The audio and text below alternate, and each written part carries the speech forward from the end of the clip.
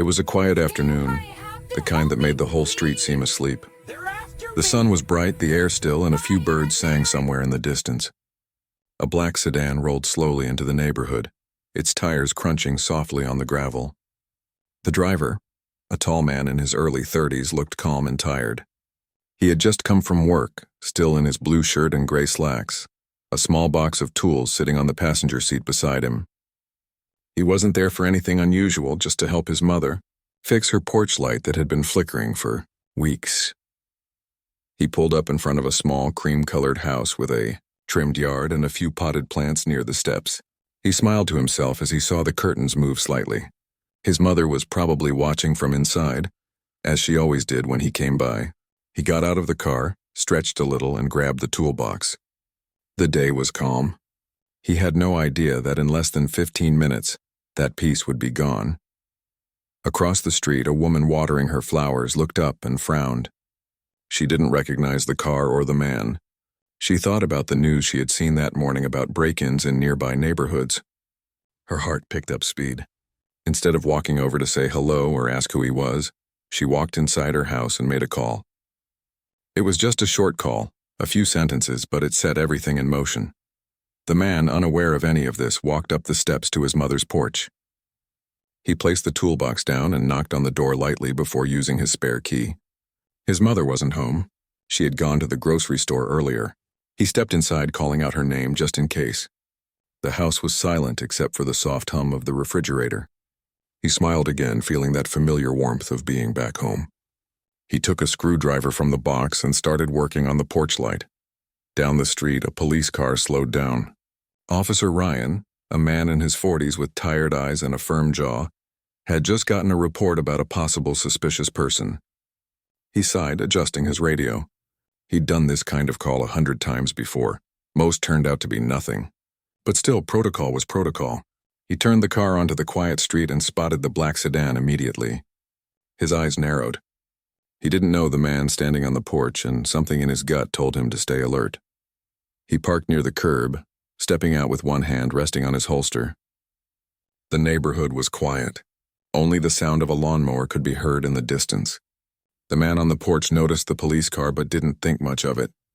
He continued tightening a loose screw, humming softly to himself. Then he heard a voice, sharp, commanding, "Hey, step away from the door." He froze, looking up in confusion. The officer stood by his car, one hand near his weapon, eyes focused and cautious. The man blinked, unsure what was happening. "Sorry?" he asked, setting the screwdriver down slowly. "Step away from the house," the officer repeated louder this time. The tone made his stomach tighten. He raised his hand slightly, trying to show he meant no harm. "This is my mother's house," he said calmly. "I'm just fixing the light. She lives here." The officer didn't move closer. He stayed where he was, eyes darting between the man and the car parked nearby. Something about the situation made him tense. He'd been trained to act fast, to never let his guard down, but that training often made him see danger where there wasn't any. The man stood still, his heart starting to beat faster. He could feel the weight of the officer's stare. It wasn't the first time he had felt it, that quiet judgment, that invisible question of whether he belonged. He tried to stay calm, remembering what his mother always told him. "Stay polite, stay still, don't argue."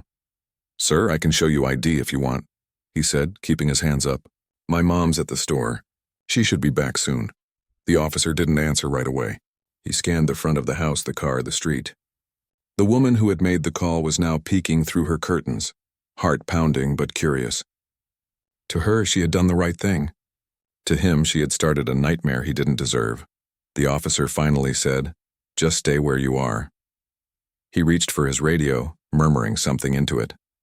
The man swallowed hard, feeling the air grow heavier.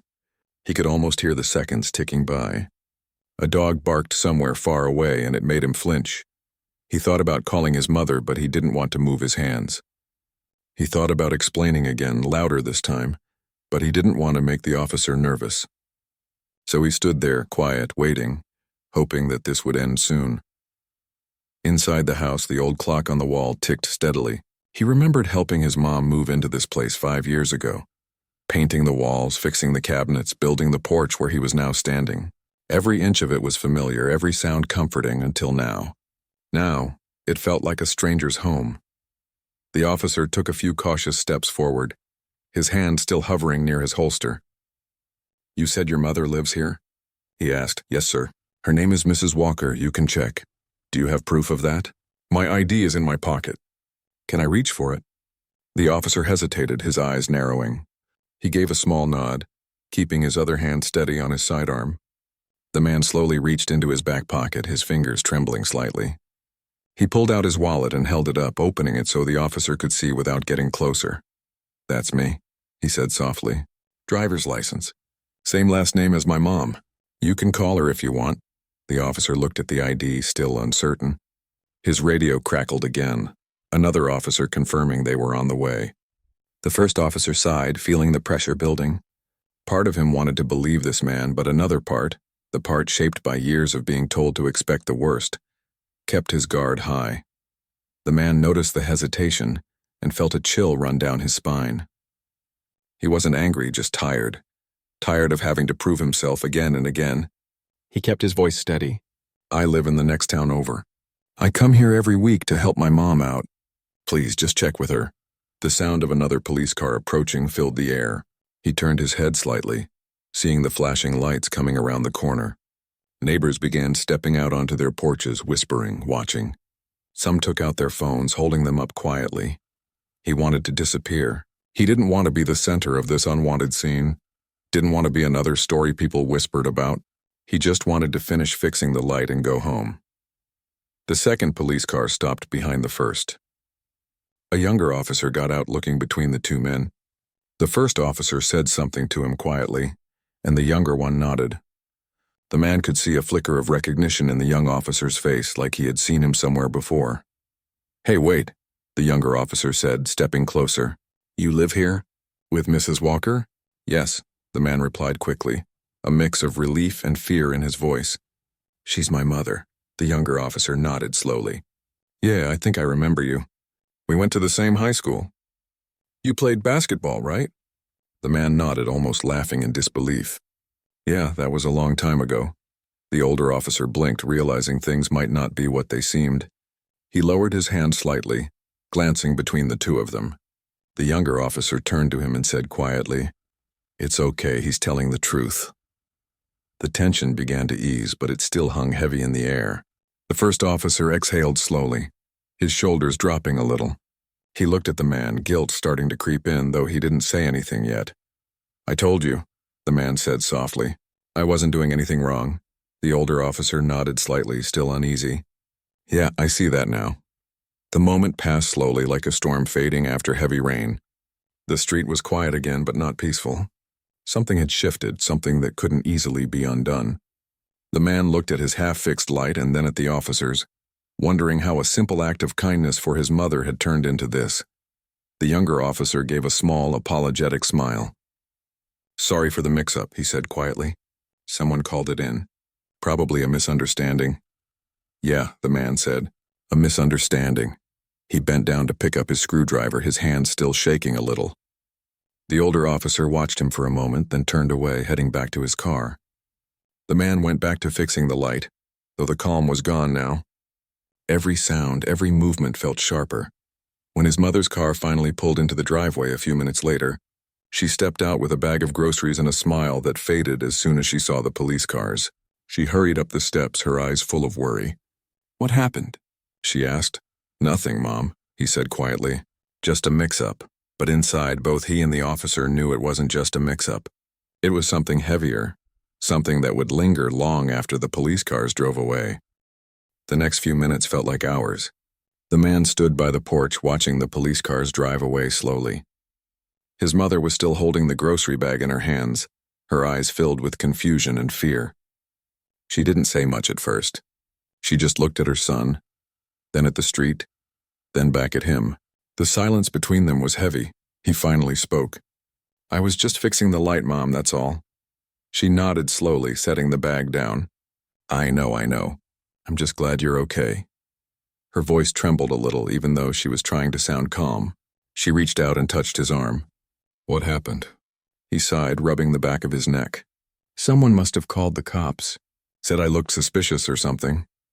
He tried to keep his voice steady, but there was a small crack in it. They thought I was breaking in. His mother's face fell. She looked at the screwdriver in his hand, the half-fixed porch light, and then back at him. They thought you were breaking into your own house. Yeah, he said softly. They didn't even let me explain at first. She shook her head in disbelief, blinking hard as if trying to push away tears. I've lived here for 15 years. Everyone on this street knows me. I can't believe someone would call the police like that.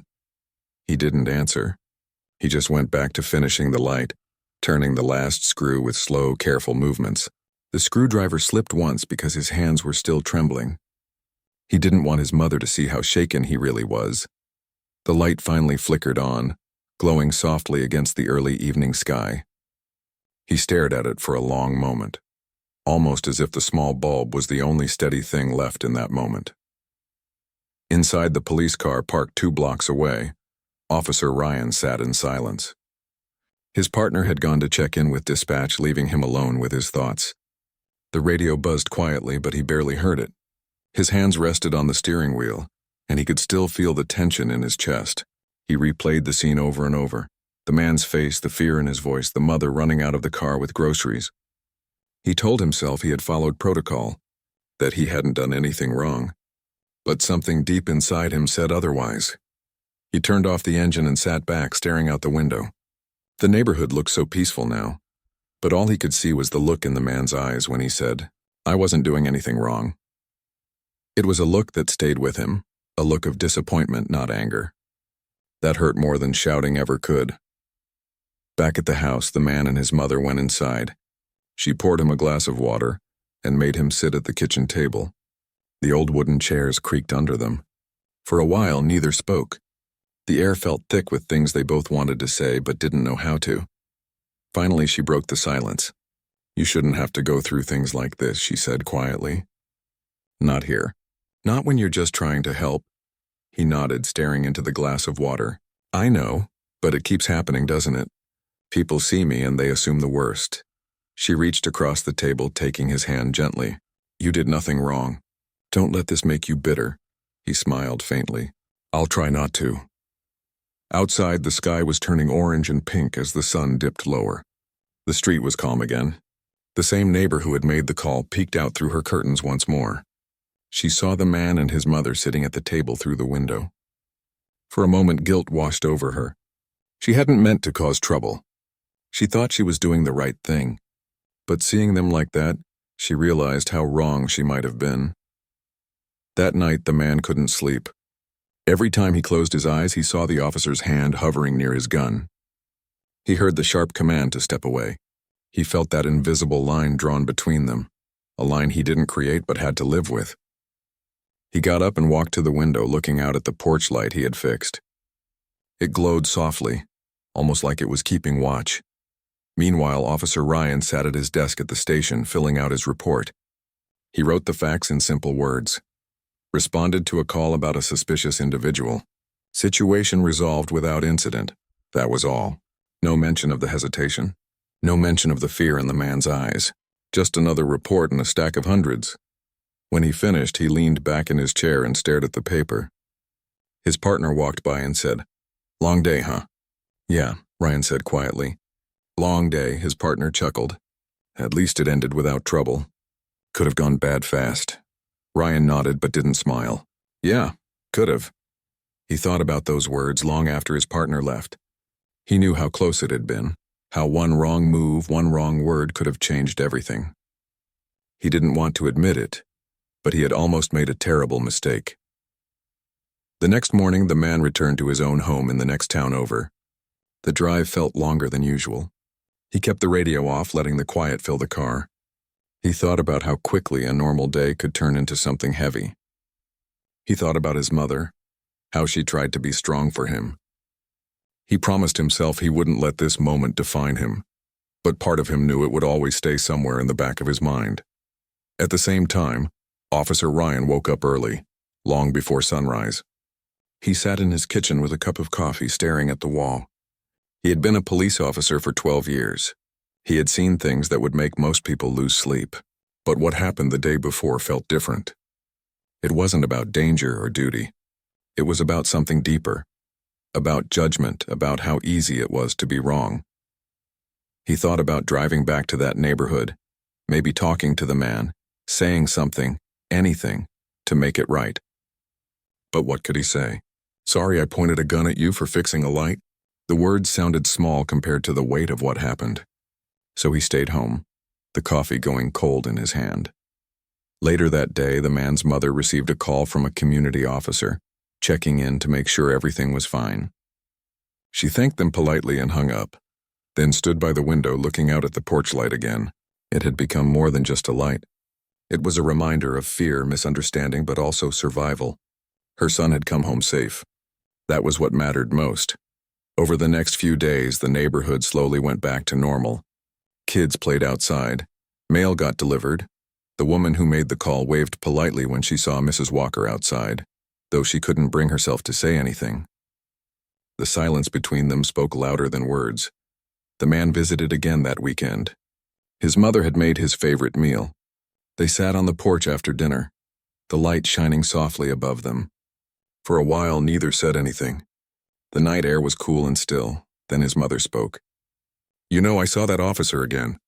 The one from that day. He drove by slowly like he wanted to stop but didn't. He looked up. Really? She nodded. Maybe he feels bad. He shrugged lightly. Maybe. Then he paused, taking a deep breath. I hope he does. Not because I want him to suffer, but because maybe next time he'll think twice before pulling that gun. His mother gave a small, sad smile. You've always been the calm one.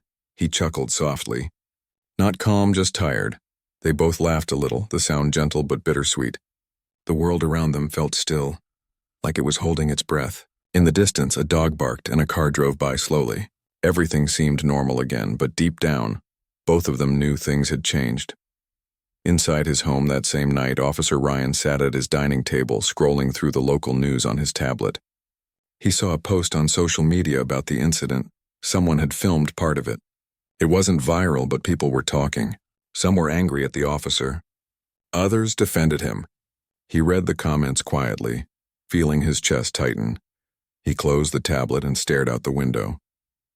The streetlights outside glowed faintly, reminding him of the porch light he had seen. He didn't know why, but he couldn't stop thinking about it. How it had flickered when he first arrived, then shone bright when the man fixed it. Somehow that small detail stuck with him. He knew he couldn't erase what happened, but he also knew he could learn from it. For the first time in years, he thought about how his job wasn't just about enforcing rules. It was about people. About trust. About the things you can't see in a report or a radio call. The man didn't know it, but that night the officer wrote something down in a small notebook he kept in his drawer. 3 simple words. Listen before action. It wasn't an apology, but it was a start. Outside, the world was quiet again. The porch light still glowed at the edge of the street, steady and soft, like a reminder of everything that had happened, and everything that could still change. The following week moved slowly for everyone involved. The neighborhood looked the same, but something unspoken lingered in the air. The man went back to his regular work routine, trying to push the memory of that afternoon out of his mind. But it wasn't easy. Every time he passed by a police car, he felt a strange tightness in his chest. It wasn't fear exactly. It was something deeper, like a reminder that safety didn't always feel equal for everyone. He kept himself busy with work, trying not to dwell on it. But at night, when the world was quiet, his mind would wander back to the moment when he heard the sharp voice behind him. He remembered standing on his mother's porch, unsure what to do, his heart pounding. He remembered the way his hands trembled when he reached for his ID. And he remembered the officer's face, tense, cautious, and confused. The memory stayed with him like a shadow he couldn't shake. His mother tried to make things feel normal again. She called him often, asked how he was doing, and made sure to sound cheerful even when she wasn't. Every time she spoke, she would find a way to mention the porch light. It's still working perfectly, she'd say. You fixed it just right. It was her small way of keeping something positive from that day. Meanwhile, Officer Ryan found himself more distracted than usual. At work, he still handled calls, wrote reports, and attended briefings, but his focus kept slipping. His partner noticed it. You've been quiet lately, the partner said one afternoon while they sat in their patrol car waiting for a call. Everything okay? Ryan nodded, eyes on the road. Yeah, just tired, but it wasn't just tiredness. He couldn't stop thinking about the look on that man's face, the mix of fear, calm, and quiet disappointment. He'd seen all kinds of expressions in his job: anger, panic, guilt, defiance. But that look had cut deeper than any of them. It made him question himself in a way he never had before. That weekend, Ryan drove back to the same neighborhood. He wasn't on duty. He told himself he just wanted to see the area again, maybe to remind himself that things were fine. But when he parked a few houses down and saw the porch light glowing, his chest tightened. He saw the same black car parked in the driveway, the same trimmed lawn, the same sense of calm that had been shattered that day. He thought about walking up to the door, about saying something, anything. But he didn't. He sat in the car for a few minutes, gripping the steering wheel, then started the engine again and drove away. He wasn't sure what stopped him: fear, guilt, or the worry that his words wouldn't make a difference. The man, meanwhile, was inside the house that very same evening. His mother had invited him over for dinner again. They laughed about old stories, cooked together, and tried to focus on ordinary things. But when he stepped outside to take out the trash, he noticed a familiar car parked briefly at the corner of the street.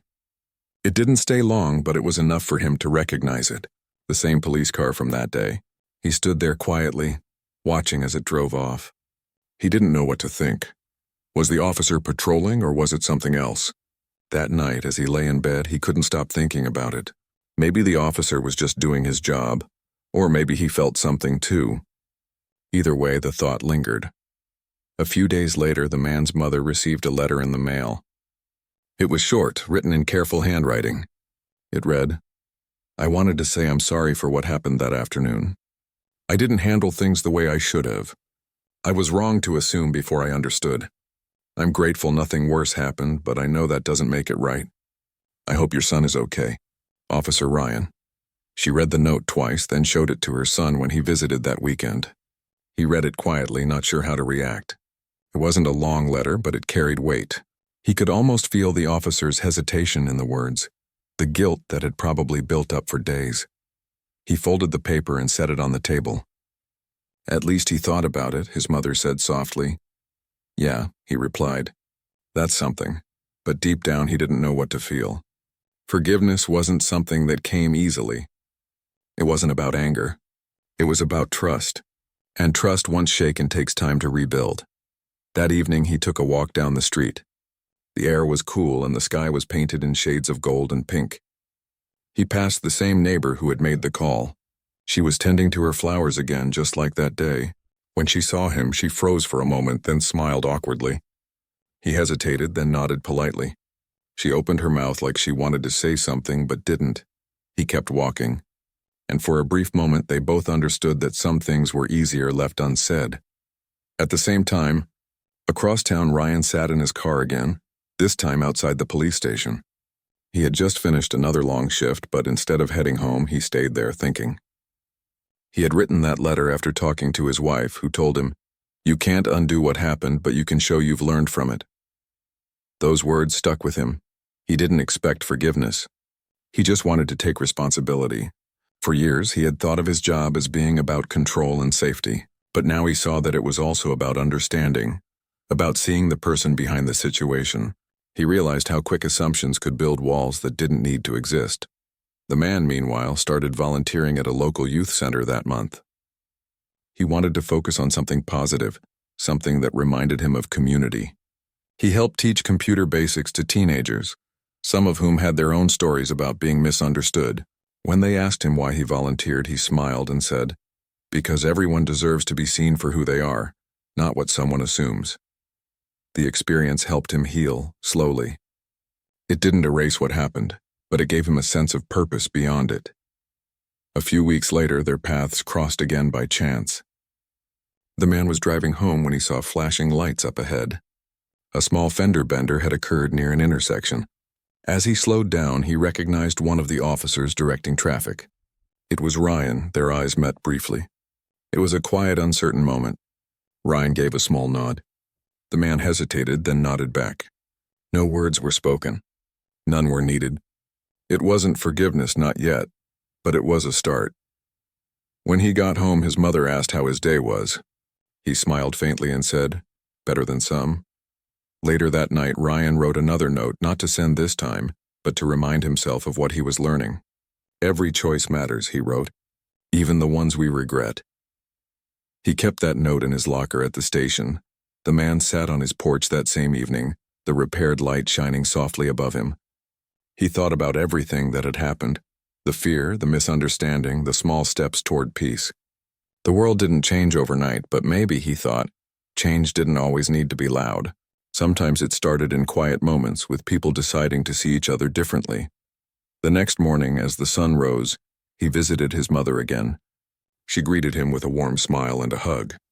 They stood outside, looking at the porch light that still glowed faintly even in daylight. "You know," she said, "that light never flickered again after you fixed it." He smiled. "Good, maybe it's a sign." She looked at him curiously. "A sign of what?" He thought for a moment, then said, "That even when something breaks, it can still be fixed. It just takes time and patience." His mother smiled softly, her eyes bright. "You've always had both." He laughed lightly. "Guess I learned from you." And for the first time in a while, the air around them felt calm again. The street was quiet, the light steady, and for a brief moment everything felt exactly as it should. A few months passed, and life slowly began to move forward. The man had settled into a steady rhythm again, dividing his time between work, helping at the youth center, and visiting his mother on weekends. The memory of that afternoon still lived somewhere in the back of his mind, but it no longer controlled him. It had become something he carried quietly, a reminder of how quickly life could shift and how fragile peace could be. The neighborhood had changed too.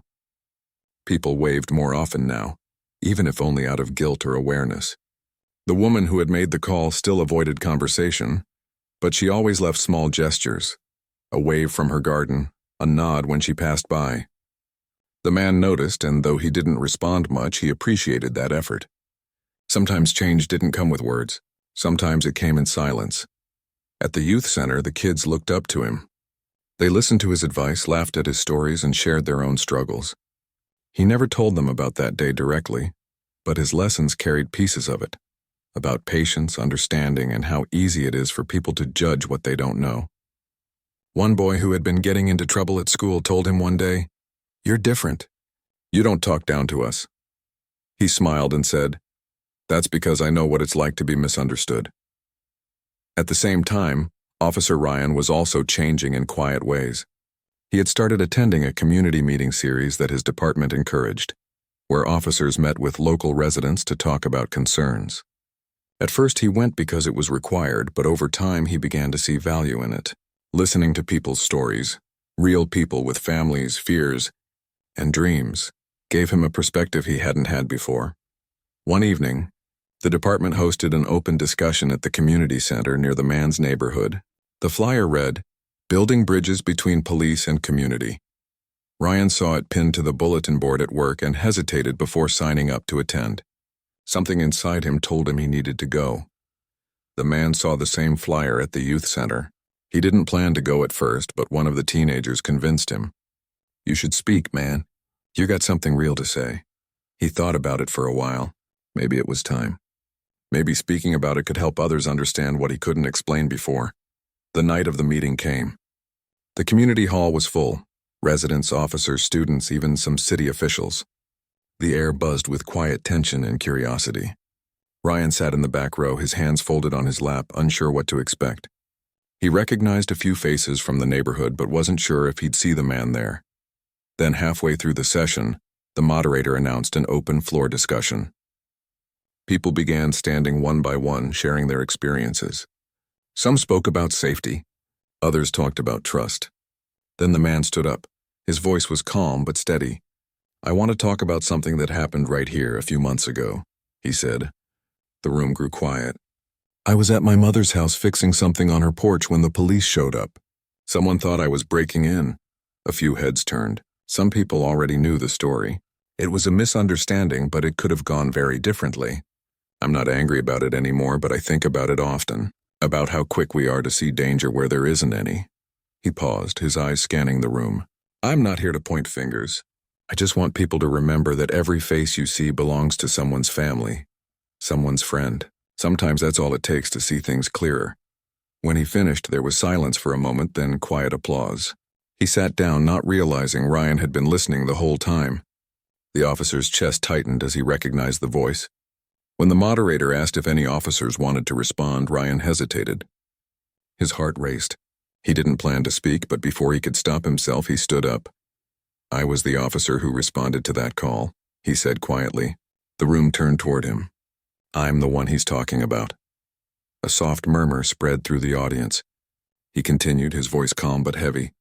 "That day changed me more than I can explain. I was doing my job, or at least I thought I was, but I let my judgment get ahead of my understanding. I've replayed it in my mind more times than I can count. I've learned from it, and I'm still learning." The room stayed silent, everyone watching as the two men made eye contact from across the hall. There was no anger, just a quiet understanding. The man gave a small nod, and Ryan returned it. After the meeting ended, a few people came up to thank them both for speaking. Ryan stayed behind for a moment, unsure if he should approach. Then, as the crowd thinned, the man walked over to him. "Didn't expect to see you here," he said with a faint smile. Ryan nodded. "Didn't expect to stand up either." They both laughed softly, the tension easing. For a few seconds, there was only silence, the kind that feels more healing than awkward. Ryan finally said, "I meant what I said in that letter." "I know," the man replied, "and I meant what I said in there. We just have to keep talking, keep understanding each other. That's the only way it changes." Ryan nodded. "You're right. It's not easy, though." "It's not supposed to be," the man said, "but it's worth trying." They shook hands then, firm, genuine, not out of obligation but respect. The simple gesture carried more weight than words could. In the weeks that followed, both men found themselves thinking about that meeting often. It had been a turning point, though neither of them said it out loud. The man continued mentoring kids at the youth center, and sometimes he shared that story, not to shame anyone, but to teach that mistakes can lead to growth if people are willing to listen. Ryan, on the other hand, took steps to make changes within the department. He proposed new training sessions focused on empathy and communication, not just tactics. Some officers rolled their eyes, but others listened. Slowly, the idea began to spread. One afternoon, Ryan visited the youth center in uniform. He wasn't there for a call. He was there to help with a safety workshop for the kids. When he walked in, a few of them looked surprised. The man was standing by the computers helping a student. He looked up and smiled faintly. "Didn't think I'd see you here," the man said. Ryan smiled back. "Thought I'd do something useful for once." The kids gathered around as they started talking about safety, trust, and understanding both sides of a situation. It wasn't a lecture, it was a conversation. Ryan listened as much as he spoke, and the man watched, realizing that maybe, just maybe, this was how change really started. After the session, they stood outside together. The afternoon sun cast long shadows on the ground. Ryan looked at the porch light shining across the street from where they stood. "That light of your mom's," he said quietly. "Still working?" The man chuckled. "Still shining," Ryan nodded slowly. "Good. Feels like it should stay that way." "Yeah," the man said softly. "It reminds me that some things can be fixed if people care enough to try." Ryan smiled, the kind of smile that came from relief rather than happiness. "I'll remember that." They said their goodbyes, and Ryan headed back to his patrol car.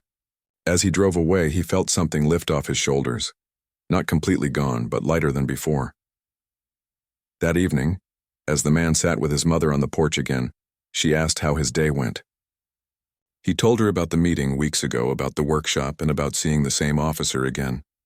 She listened quietly, her eyes soft with pride. "You did good," she said finally.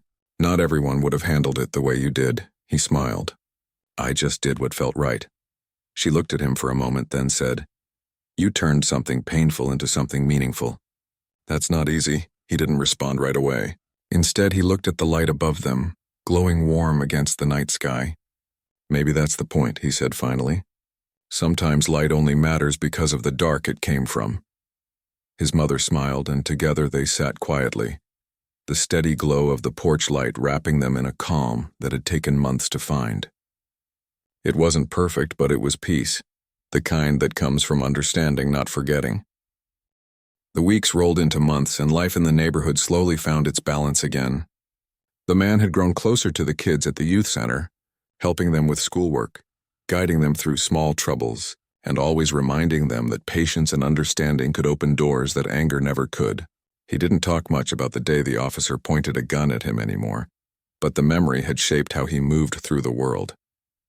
It had made him quieter, more thoughtful, but also stronger. The officer had changed too. He was different now, not in a way people could see easily, but deep down. His voice was softer when he spoke to people during calls. His tone had lost its sharp edge. He had learned to listen before reacting, to ask questions before assuming. The encounter had become a turning point, though he never told many people about it. He just carried it with him like a lesson that could never be unlearned. One afternoon, a storm rolled over the city. The rain came down heavy, washing the streets clean and leaving the air smelling fresh. The man stood by the youth center window, watching the raindrops race down the glass. A group of kids were inside, huddled around a game. Their laughter filled the room, and it made him smile. He loved this place. It reminded him that even after something painful, good things could grow. Then, as the rain softened, one of the teenagers ran in with news. "There's been a small accident near the corner. A car hit the light pole." Everyone rushed to the window, and the man saw it. A car tilted slightly, the front bumper crushed against the pole. Without hesitation, he grabbed his jacket and ran outside. When he reached the scene, a few people were already there. The driver's door was open, and someone was sitting inside, holding their arm. The man leaned in to help, his calm voice cutting through the panic. "Hey, it's all right, you're okay." "Don't move too much." The driver looked up. It was the officer. The man's breath caught for a second, surprised to see him again, but he didn't hesitate. He called out to a bystander to grab a first aid kit from the center. Rain still dripped from his jacket as he carefully checked if the officer was hurt. Ryan blinked through the rain, his face pale but steady. "Guess I wasn't watching the road close enough," he said quietly, trying to smile. "Just stay still," the man said. "Help's coming." Within minutes, an ambulance arrived. The paramedics took over, but before they closed the doors, the officer caught his gaze. "Thanks," he said simply. "You didn't have to stop," the man nodded. "Of course I did." It was a small moment, but it carried weight. A silent reminder that decency and compassion weren't something you gave based on who someone was or what they'd done before. It was something you gave because it was right. The next week, the man stopped by the station to check on him. He didn't plan to, but something told him it mattered. The officer was surprised to see him walk in, but smiled faintly. "Didn't think you'd visit," he said. The man shrugged. "Just wanted to make sure you were okay." "I will be," the officer said, adjusting the sling on his arm. "Doctor says I got lucky." "Good," the man replied. "We all need a little luck sometimes." They talked for a while, nothing deep at first, just small things. But slowly, the conversation turned to life, work, and how much things had changed since that day on the porch. Both of them realized something important, that they had grown from that moment, not in spite of it. The officer confessed that he had started mentoring new recruits differently now. "I tell them to slow down," he said, "to see the person before they see the situation. I wish someone had told me that years ago." "That's good," the man said softly. "That's how it starts, one person, one change at a time." The conversation lasted longer than either expected. When the man left, the officer felt lighter. The guilt he had carried for months wasn't gone completely, but it no longer felt unbearable. He knew he couldn't undo the past, but he could keep learning from it. A few days later, the youth center held its annual neighborhood barbecue. Families gathered, kids played, and the smell of grilled food filled the air. The man was busy helping set up tables when he noticed a familiar figure walking up with his arm still in a sling. The officer smiled sheepishly. "Heard there was good food here," he said. The man laughed. "You heard right. Grab a plate." People noticed the officer, and some whispered at first, uncertain how to react. But then one of the kids ran up and handed him a soda. "You're the guy from the workshop, right?" the boy asked. The officer nodded. "Yeah, that's me." The boy grinned and said, "Cool. You taught us that cops get scared too sometimes." The officer chuckled. "Yeah, that's true." The tension in the crowd eased. Slowly, people began to include him in conversations. They asked him questions, shared laughs, and even thanked him for coming. For the first time in a long while, the officer felt like he belonged somewhere outside of his uniform. As the sun dipped low, painting the sky orange and pink, the man and the officer stood by the grill watching the kids play. Didn't think I'd be welcome here, the officer admitted. You showed up, the man said. That's what matters. The officer nodded, looking around. This feels different, feels right. It is, the man said quietly. This is how it should have always been. They didn't need to say more. The moment spoke for itself. The neighborhood that once held fear and tension now felt lighter, more connected. People who had once looked at each other with suspicion now shared food and laughter. As the evening ended, the officer helped clean up despite his arm. When it was time to go, he thanked the man again. For everything, he said. For stopping that day, for talking, for not giving up on me, the man shook his head. We all make mistakes. What matters is what we do after, the officer nodded. I'll remember that. They stood there for a moment, watching the kids chase fireflies across the field. The sound of laughter filled the air, and the porch light across the street flickered on, casting a soft glow that seemed to settle over everything. That night, when the man returned home, he sat quietly on the porch with his mother again. She asked how the day went, and he told her about the barbecue, about seeing the officer, about how different things felt now. She listened with that same patient smile. You did good, she said. He looked at the light glowing above them. I think we all did, he replied. Down the street, the officer drove home slowly, watching the same light fade in the distance. He felt peace for the first time in a long while, not because he had forgotten what happened, but because he had finally understood it. Understanding didn't erase mistakes, but it turned them into lessons, and for him that was enough. The rain started again later that night, gentle and steady. It tapped against the windows like a quiet rhythm, almost like a reminder that every storm eventually passes, and what's left behind can still grow, still heal. In that small neighborhood, life went on, not perfect, not without pain, but better. Two men who started as strangers connected by a mistake had somehow managed to turn a moment of fear into something that touched everyone around them. And as the night settled in, it became clear that sometimes change doesn't come from grand gestures or loud declarations. It comes from quiet choices, from forgiveness, from simply deciding to keep showing up. The porch light stayed on that night, its soft glow spilling across the wet pavement like a promise that even in the darkest moments, light has a way of finding its way back. The following year brought quiet changes that only those paying close attention could see.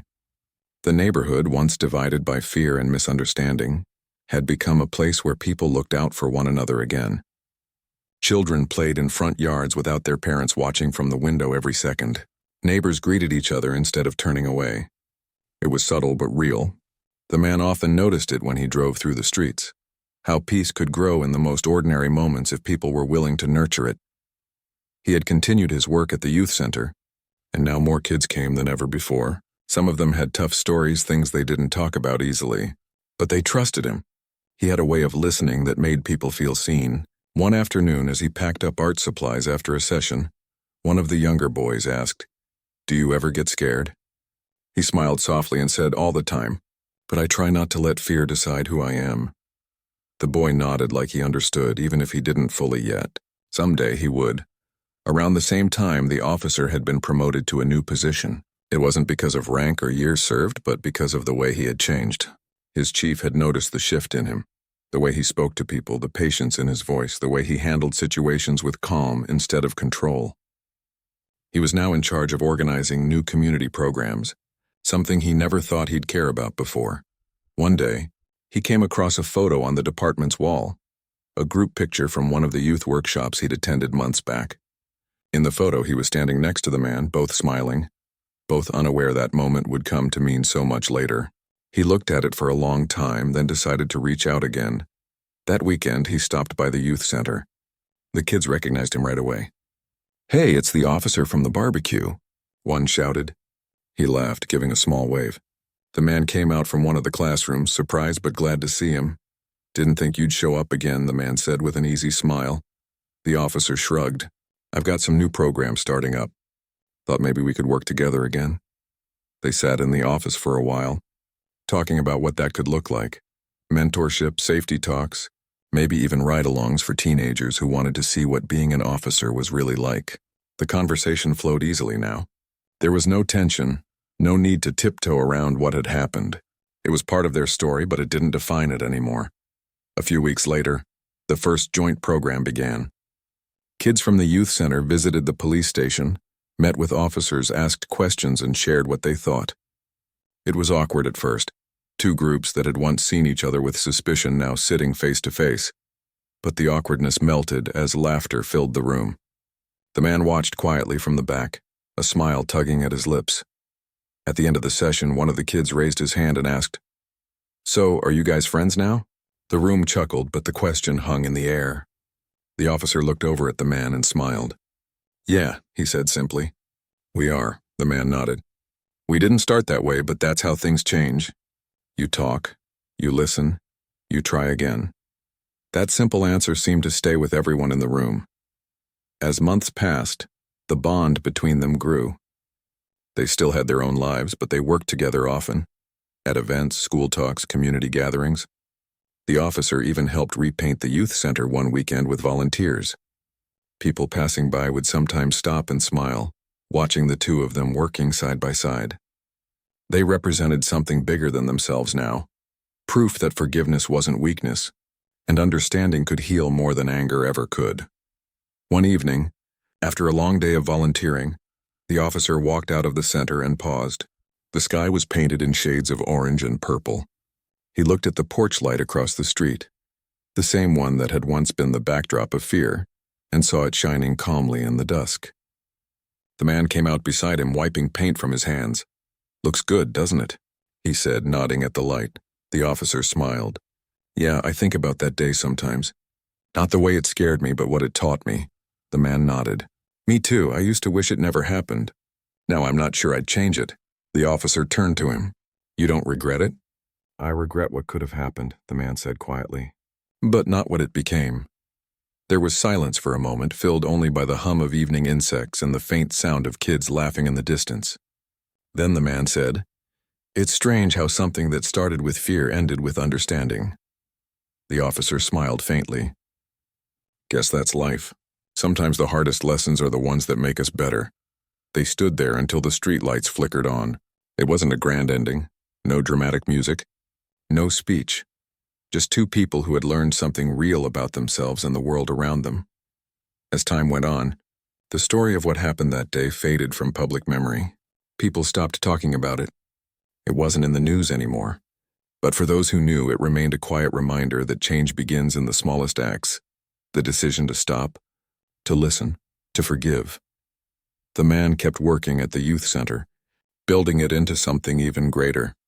He started a scholarship fund for local students, and the officer helped him raise money.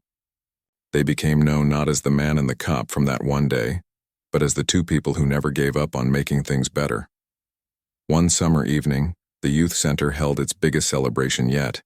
Families, kids, and local officials filled the park. There was music, food, and laughter. The man stood on stage to give a short speech, thanking everyone who had helped. "We built this together," he said. "All of us. It's not about where we came from or what we've been through, it's about where we're going." The crowd cheered, and for a moment he caught the officer's eye near the back, smiling proudly. Later, as the crowd thinned, the officer approached. "You did good," he said. "You made something real here." "We made it," the man replied. "You were part of it too." The officer shook his head, smiling. "Maybe, but you gave people hope." The man looked around at the lights strung across the park, glowing softly against the dark sky. "Hope's a team effort," he said. "It only works when people believe in it together." The officer nodded, and for a long moment they just stood there, watching the kids dance and laugh. The porch light from the old house wasn't visible from here, but it didn't need to be. Its glow had already spread far beyond that street. Later that night, as the man walked home, he passed by his mother's house. The light above the porch still shone steady. He paused under it, looking up with a soft smile. So much had changed since that day, but that small light, simple, ordinary, had stayed the same. Maybe that's why it mattered. It was a symbol of what people could be if they didn't give up on understanding each other. Across town, the officer sat at his desk, writing his end-of-year report. But instead of just numbers and procedures, he wrote about what he'd learned. He wrote that being an officer wasn't about power.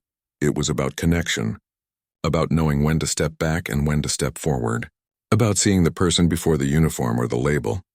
He ended the report with a simple line. Every story has two sides, but sometimes they can end on the same page. When he finished, he leaned back and smiled. The world wasn't perfect. It never would be. But somewhere out there, a porch light was still shining, and that was enough. Because sometimes the real change doesn't happen in 12 minutes. It happens in the choices that come after.